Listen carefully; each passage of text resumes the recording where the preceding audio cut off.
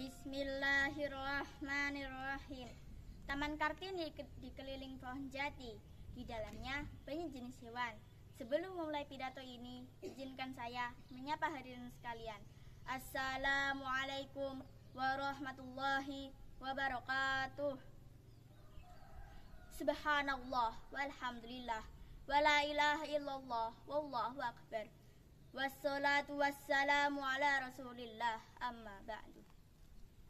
Dewan juri yang saya hormati dan pendengar yang saya cintai, pertama-tama marilah kita panjatkan puji syukur kehadirat Allah Subhanahu wa ta'ala yang senantiasa memberikan hidayah dan nikmatnya sehingga kita semua dapat berkumpul dalam keadaan sehat walafiat. Tak lupa marilah kita haturkan salawat serta salam kepada junjungan kita Nabi Muhammad sallallahu alaihi wasallam yang dengan perjuangan dan pengorbanannya kita bisa merasakan nikmat keimanan pada Allah Subhanahu wa taala. Salam semangat teman-temanku semua. Allah Subhanahu wa taala memberikan keistimewaan dan kemuliaan bagi orang-orang yang berilmu. Allah akan menaikkan derajatnya berkali-kali derajat. Sebagaimana Allah berfirman dalam Quran surat Al-Mujadalah ayat 11. Dalam ayat ini dijelaskan bahwa orang-orang yang beriman dan berilmu Allah akan menaikkan derajatnya berkali-kali derajat. Sebagaimana hadis Rasulullah Shallallahu Alaihi Wasallam bersabda, barang siapa yang menempuh jalan untuk menuntut ilmu, maka Allah akan memudahkan jalannya ke surga. Hadis riwayat Ibnu Majah. Maka dari itu, kita sebagai manusia, jika yang menjadi orang yang berilmu, kita tidak boleh bermalas-malasan. Jelaslah bahwa Allah Subhanahu wa taala mewajibkan kita untuk mencari dan menggali ilmu pengetahuan kapan dan di mana saja. Dengan ilmu akan menjadi petunjuk bagi kita, petunjuk terhadap perbuatan yang baik dan mampu membedakan antara yang hak dan yang batil. Teman-temanku yang insyaallah dirahmati Allah, lalu apa sajakah keutamaan dan kemuliaan bagi orang-orang yang berilmu?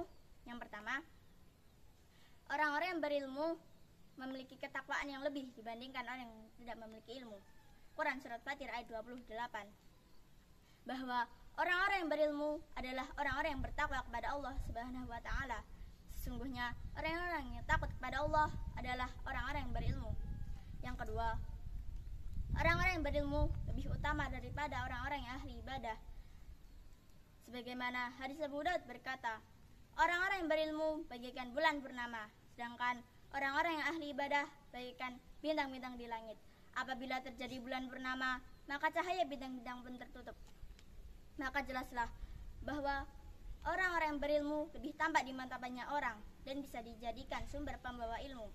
Yang ketiga, orang yang berilmu akan mendapatkan ketenangan, dinaungi rahmat, dan dikelilingi malaikat. Sebagaimana hadis Rasulullah Shallallahu Alaihi Wasallam bersabda, tidaklah suatu kaum berkumpul di salah satu rumah Allah, membaca kitabullah, dan saling mengajarkan ilmu satu dan lainnya, melainkan akan turun kepada mereka sakinah, rahmat, dan dikelilingi malaikat. Hadis riwayat Muslim. Nah teman-teman, sungguh tinggi bukan derajat orang-orang yang berilmu.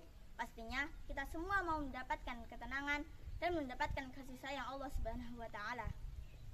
Seorang penuntut ilmu harus menghiasi dirinya dengan adab dan akhlak yang mulia.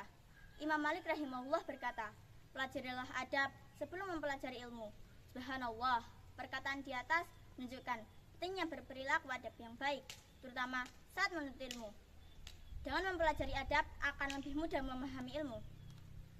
Dan insya Allah ilmunya menjadi berkah. Akhlak yang mulia diantaranya tidak bermalas-malasan dan lalai dalam menuntut ilmu. Nah teman-teman, marilah